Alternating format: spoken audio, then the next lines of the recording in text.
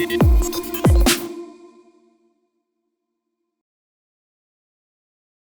qui est intéressant dans cette guerre sur le front ukrainien, c'est finalement de voir en quoi elle est révélatrice de dynamiques plus ou moins anciennes sur le continent africain. Alors, d'une part, bien évidemment, il y a cette question de la dépendance alimentaire, dépendance à l'égard du blé ukrainien et russe, et le risque de famine qu'elle fait peser, bien évidemment, sur le continent. Et ce sont là des questions qui vont revenir sur le devant de l'actualité d'ici quelques semaines, d'ici quelques mois, hein, avec bien évidemment cette période de soudure qui est extrêmement complexe à gérer. Ce sera aussi le temps, un an après, de regarder un petit peu les bilans de ce qui a été mis en place pour essayer de contrecarrer cette dépendance alimentaire et de regarder un peu plus en détail ce qui a été fait pour essayer de préserver une souveraineté alimentaire. Un deuxième point qui me semble véritablement important, un an après, c'est de regarder finalement le bouleversement du monde et dans quelle mesure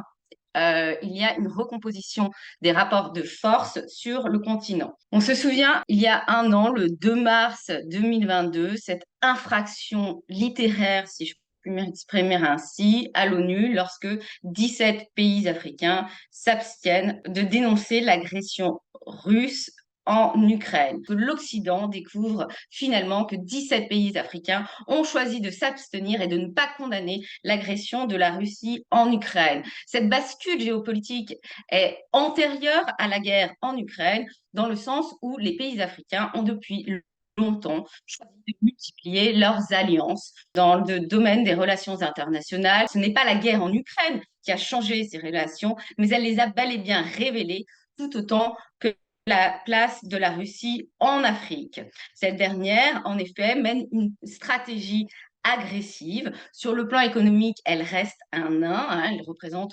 2,5% des investissements, mais se distingue bel et bien dans le champ sécuritaire en vendant des armes et en étant une offre de services par le biais des SMP, les sociétés militaires privées, Wagner, le tout servi par une guerre informationnelle savamment orchestrée et qui surfe sur le sentiment anti-français. Alors, deux points sont véritablement à mettre en valeur. D'une part, une Afrique qui affirme sa voix sur le plan géopolitique. Alors, cette voix n'est pas encore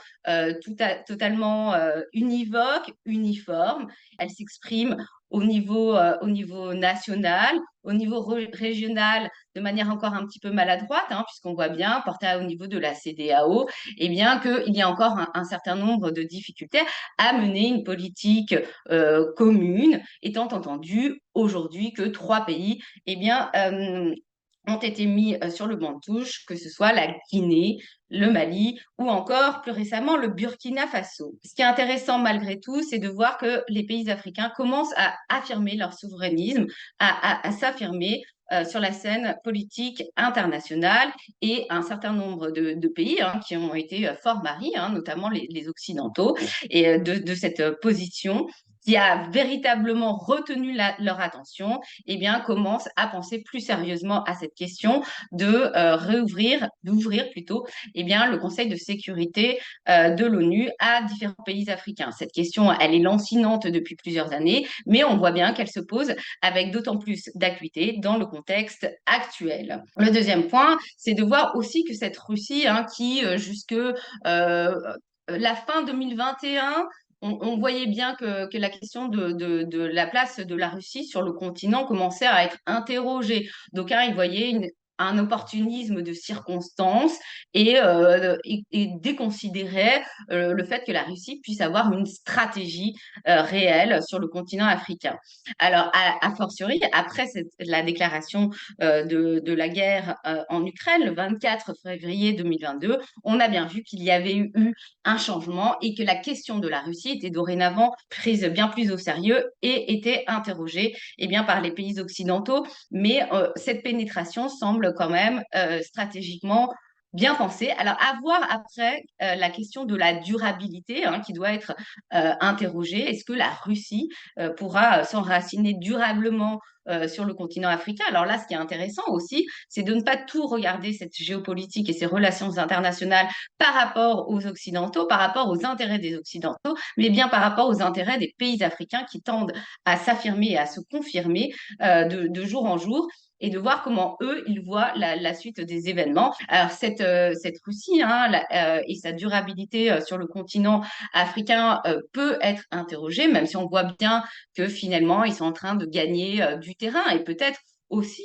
par rapport à un agenda médiatique français qui regarde par rapport aux questions de proximité et considère que le front ukrainien est bien plus important aujourd'hui que ce qui se passe finalement sur le continent africain. Et c'est intéressant parce qu'un an en arrière, donc 17 février 2022, qui était la date à laquelle le président Emmanuel Macron a annoncé la fin de l'opération Barkhane, et bien cette question du Sahel campait largement l'actualité française et a été reléguée au second plan suite à cette agression russe en Ukraine.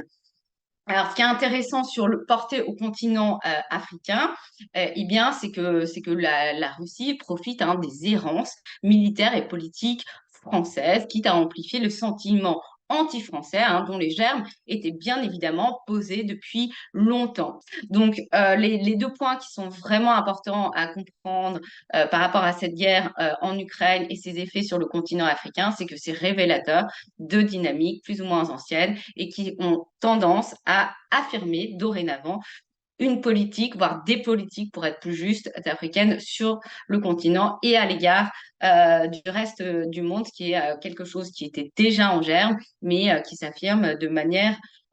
beaucoup plus prononcée à l'heure actuelle, et des Occidentaux et des puissances, eh bien, qui sont contraints de regarder autrement le continent africain.